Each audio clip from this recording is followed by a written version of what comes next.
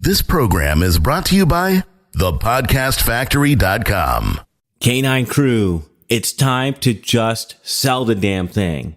Doberman Dan is revealing his contrarian formula for getting a rush of new customers, building your business faster, and making the highest possible profits. Go to justsellthedamnthing.com to get your copy today.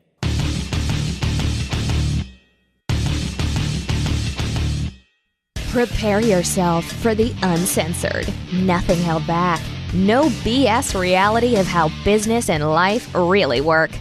Doberman Dan is off the chain.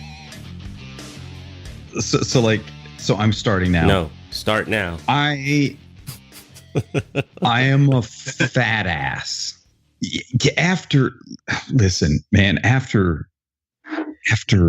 18 months, it wasn't that long ago. I was in badass shape, man. Yeah, I saw you. I saw you at a mastermind where I told you you looked like you had reduced Big time, like really fast. I just got crazy results. I was hardcore with my diet.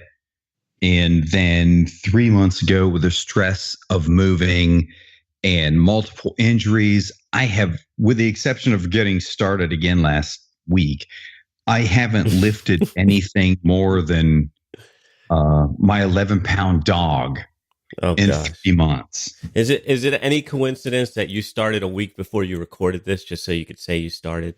That was part of my motivation, because I knew I was going to be.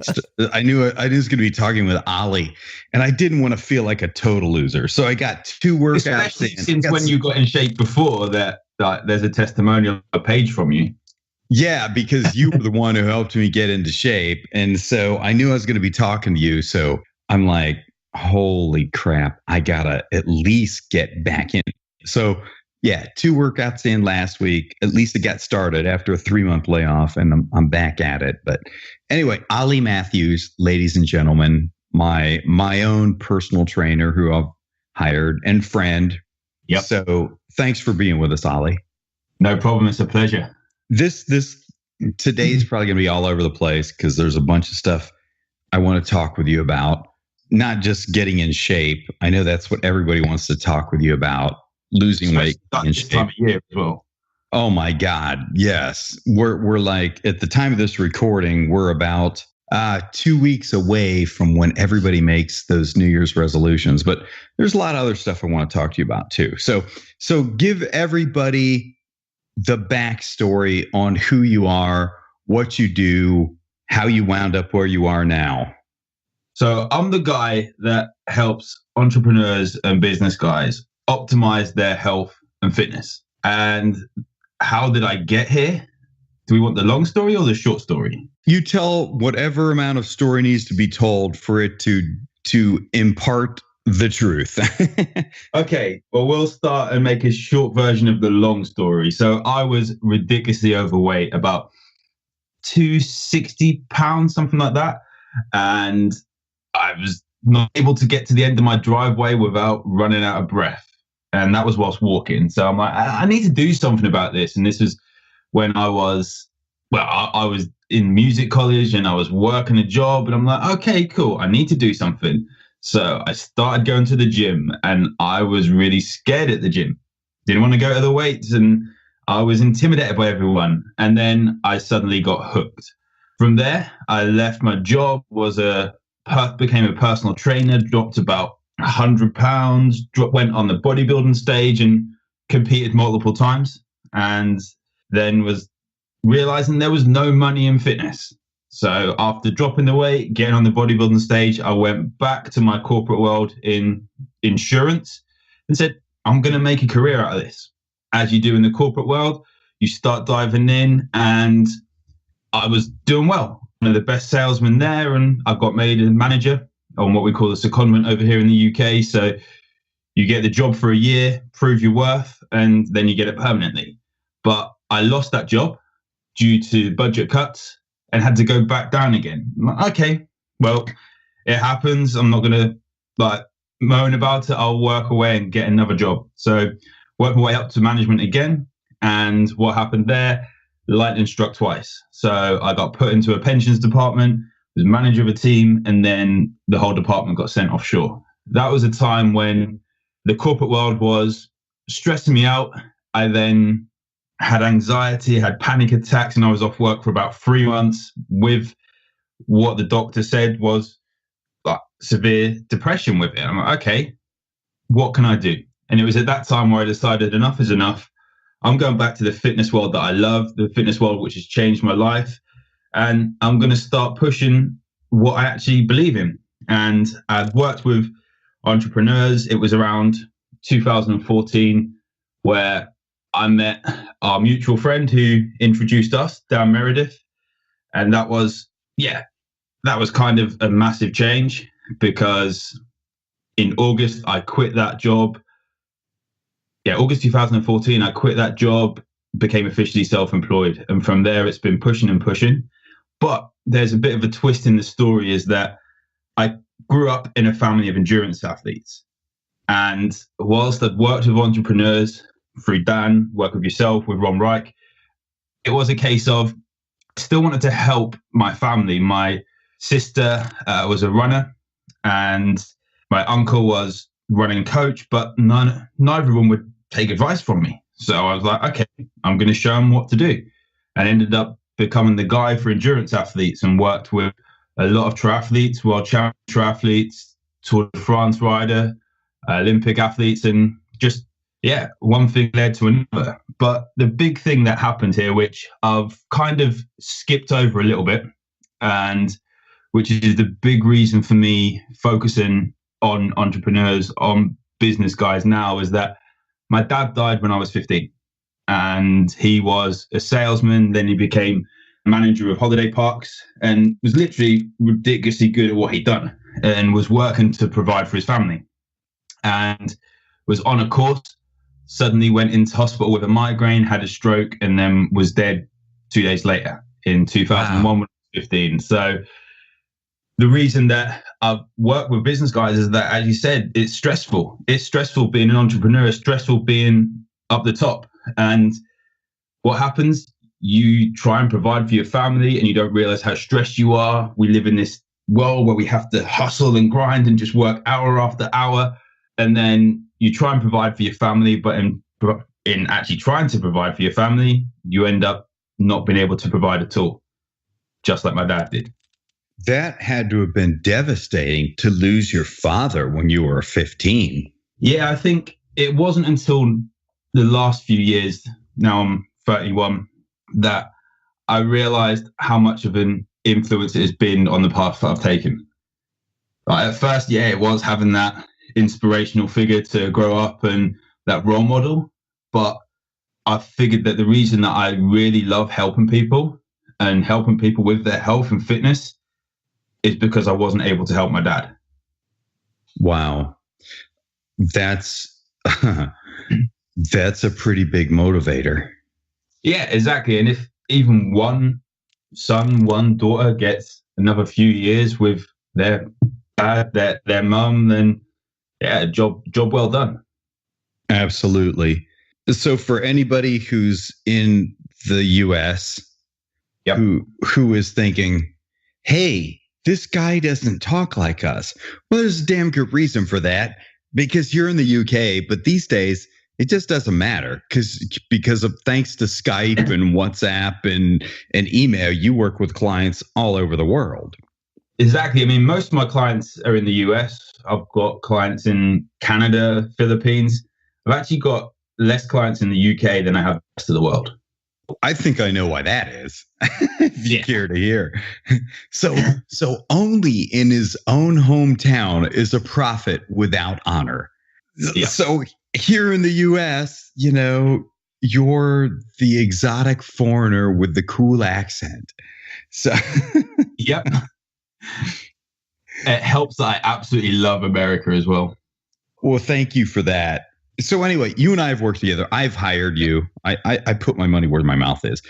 I've hired you to get back in shape previously and got great results. Although I cursed your name during the first few workouts weren't bad, but as we progressed, I was cursing you under my breath during many of those workouts, but while simultaneously grateful for putting me through those. So you're focusing on entrepreneurs now. Yeah. Are you finding that they're either ignoring their health or putting their health on the back burner, or what are you running? What's the biggest problem you run across with entrepreneurs? I think it is a bit of both, because they get results in their business by hustling, by putting in the work and doing hour after hour, working 25 hours a day, 8 days a week. And they think, oh, it's great. And sometimes you don't realize how bad your health is until you take a step back and stop.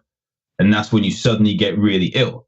For example, I know a few people that would really, really push throughout the year, and then around the holidays, they would then have a break and they would get really, really bad colds. And you're like, well, this is your body telling you something. It can hold together enough when you're doing it, and then suddenly you stop and the stress suddenly adds up. And before you know it, 5 pounds has actually become 15, 20 pounds to drop.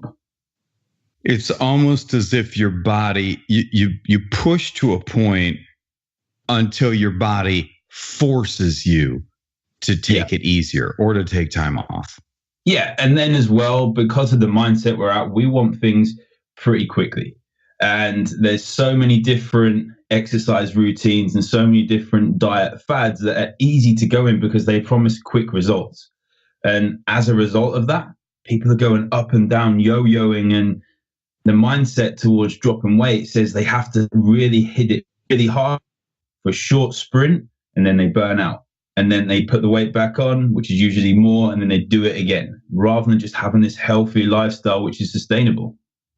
I want to talk more about that in a minute, because I think I need you to dispel some myths that the healthy lifestyle is a freaking Spartan diet and doing workouts where you throw up because they're so hard. But so I was kind of actually exaggerating. Yeah.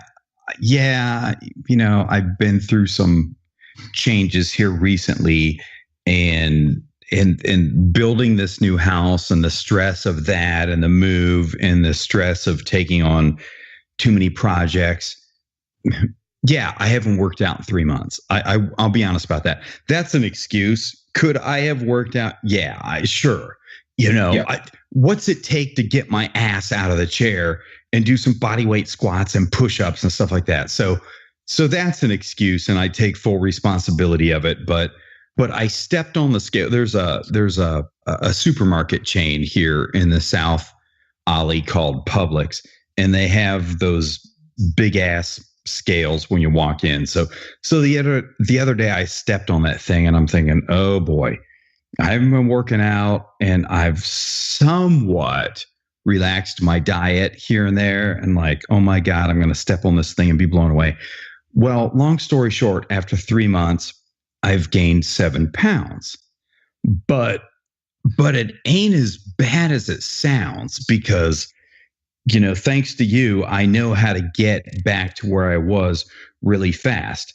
But, because of the things you taught me, yeah, have I relaxed my diet here and there? Yeah, but as a general rule, I'm 80% on.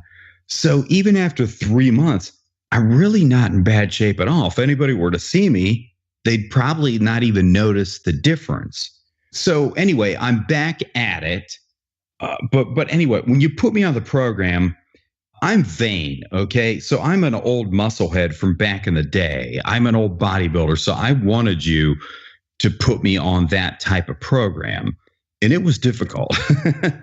But I do want you to talk about somebody who's not, a self-centered, vain person like me, who wants bulging muscles, who just wants to drop some weight and get into shape. I hope you'll dispel the myth that they're just going to be existing on a couple carrot sticks a day and doing workouts that will kill a horse.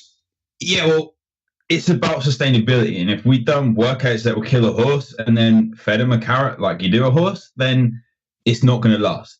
Especially when it comes to holidays, when it comes to vacations, when it comes to birthdays and everything like this, loads of celebrations, you want to be able to live And believe me, when I've competed in bodybuilding, I've had boiled chicken and vegetables for my birthday dinner and blown out candles on a cake that I weren't having any of. And this isn't life. And I'd been on a first date before where I took chicken and broccoli to the cinema. Didn't and these things aren't sustainable. And when I ask a client, is the diet, or when I look at how many times have you started a diet? And there's a reason pretty consistently with the multiple times I started a diet is because it isn't sustainable. It's about, yes, we're going to just have a really big calorie deficit. You're going to burn more calories than you eat, and you're going to be cutting out loads of foods. And it's a lot of foods labeled as bad foods, good foods, and foods you should avoid. And you never have, I don't believe in the word cheat as a cheat meal, but you never have a big pizza, or you never have, I've got a client who has Wingstop once or twice a week. And over in California, you've got Wabba Grill, and I've got clients having that once or twice a week. And you find the foods you like, and you find a way to get it in there. It's not a case of saying you can have a full pizza every single night and you're going to be able to drop fat. But as you said, about 80% of the time you're on point. I'm a massive believer, as a lot of people will have heard of the 80-20 rule. Like if you're on point for 80% of the time, 20% you can chill. And if you look at 20% over the year, then you've got a good couple of weeks. Well, you've got like 10 weeks where you can chill to a degree. Absolutely. So here's something I ran into the other day, and I want to see how you deal with this. I met with an entrepreneur who's really successful. I think he's a few years older than me. I think he may be in his 60s, and super sharp guy, top of his game, one of the best at what he does, but he's working crazy hours. He eats what he can eat when he can eat it. He's 30 pounds overweight. He knows his health is at risk, but he's just on the treadmill, not the exercise treadmill, by the way. He's on the business treadmill, just trying to keep up with things, putting off stuff that he should do to get his health back.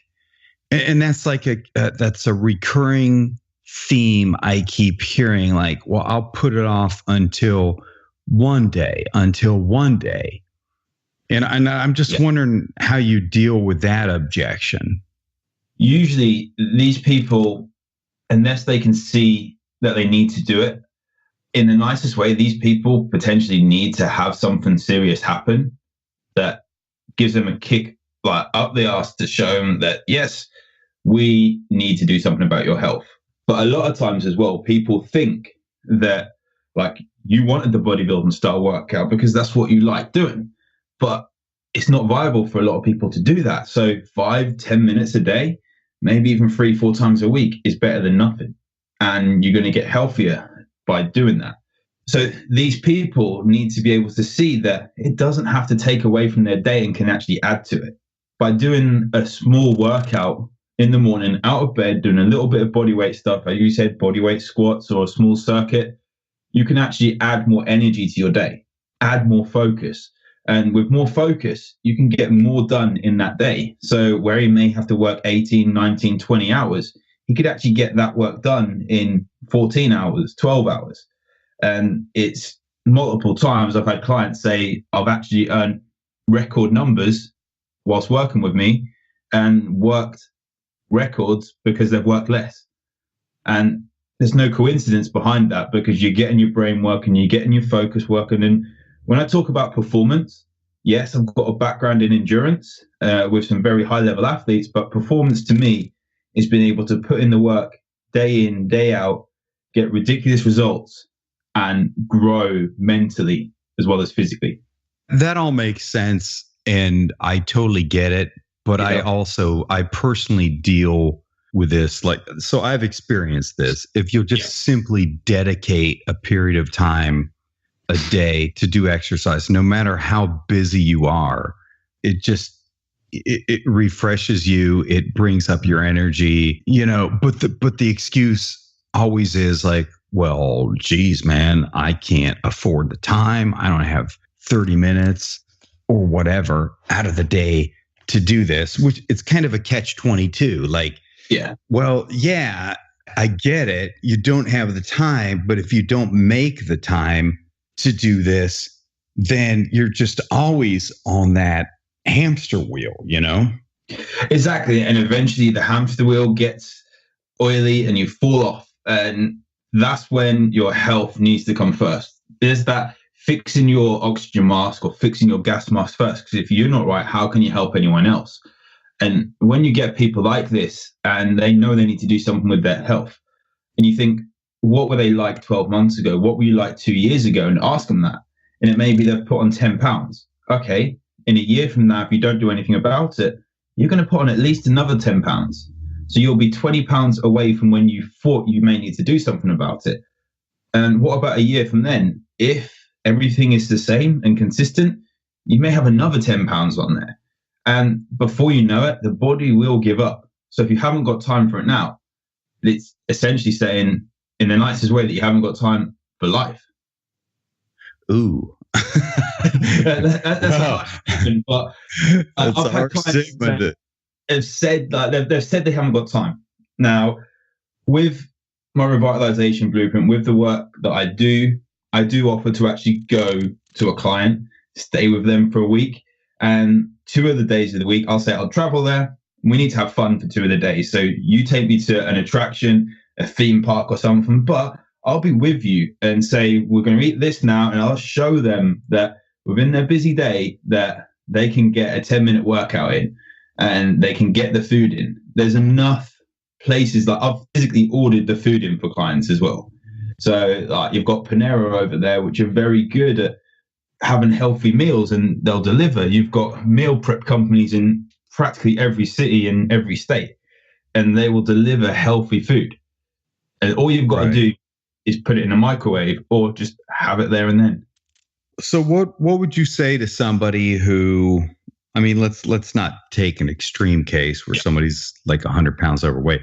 What would you say to an entrepreneur who's, chained to his work most of the days, has gotten out of shape, probably not eating right because, simply because of convenience, they're probably eating out a lot or grabbing stuff here and there, and they're not making time for exercise? Like, what's the most important changes they can make in their life that would have an effect on their health? I would look into a depth as to speak to them as to what I would call my 5 pillars, my 5 M's, which make up health. And those are madness, money, movement, marriage, and mindset. Now, most entrepreneurs that are successful are going to have money on point. Madness means, are you having enough fun in your life? Like, honestly, away from work, yes, we have relationships in our work, with friends in our work, which we make some very good relationships within what we do. But are you having enough fun? Are you having enough downtime? Movement being the exercise. But the big one is the marriage part of it. And when we say marriage, we don't necessarily mean 2 people becoming one. It can be relationships with your friends, your family, and even yourself, and being a matter of self-respect. Like when you dive deep, they know they've got to do something about it, but their mindset is telling them, I might have to take away from earning 6 figures and go down, and I'm not going to be able to earn as much. I'm not going to be able to be as successful. And they think that health and fitness is taken away when it's actually adding to it. So what would I say to them is just speak to them and see, in an ideal world, if you were already there, how would you want to look? How would you want to feel? And put yourself into these shoes, like really close your eyes and think about it. How does it feel? How do your clothes fit? How does your energy seem throughout the day? How do you feel when you wake up? Do you feel ready for bed when you go to sleep? And some people say about all this unlimited energy. Now, I made a video yesterday, which unlimited energy is a load of rubbish, really, because you do need sleep and you do need recovery. But through the time that you are awake, you can have, in essence, unlimited stores of energy to pull from. So how would that feel to you? And what impact is it going to have on your job, on your family, on your friends, but more importantly, on yourself? because this time of year, it's not as bad this time of year, but summertime comes, and yes, you're in a nice warm place. But here in the UK, like, the summer is the only time we'll really be able to be sleeping, like, in your boxers or even naked or whatever. But you get up to go to the toilet, you walk past the mirror, and that does not lie. You got your boxers on, and your muffin top is over your boxers. Flick the hem of the boxers over, so Calvin Klein is facing backwards now or something. And how does that feel when you see that? Because the mirror does not lie. So I'm going to take it a tad bit off course. Canine crew, you know how we do around here. We're going to bring you part 2 of the Olllie Matthews interview next week. Make sure you tune in for that. That's where he's going to be talking about how to build the lifestyle business he has built. We'll see you next time, and thanks for tuning in. Canine crew, before you run off, I want to remind you, Doberman Dan has set up an off-the-chain hotline. Call in, tell us you love us. It's even better if you tell us you hate us. It doesn't matter what you say. All you have to do is call in, leave a message. The number is 321-424-6043. Again, off-the-chain hotline, 321-424-6043. This is the podcastfactory.com.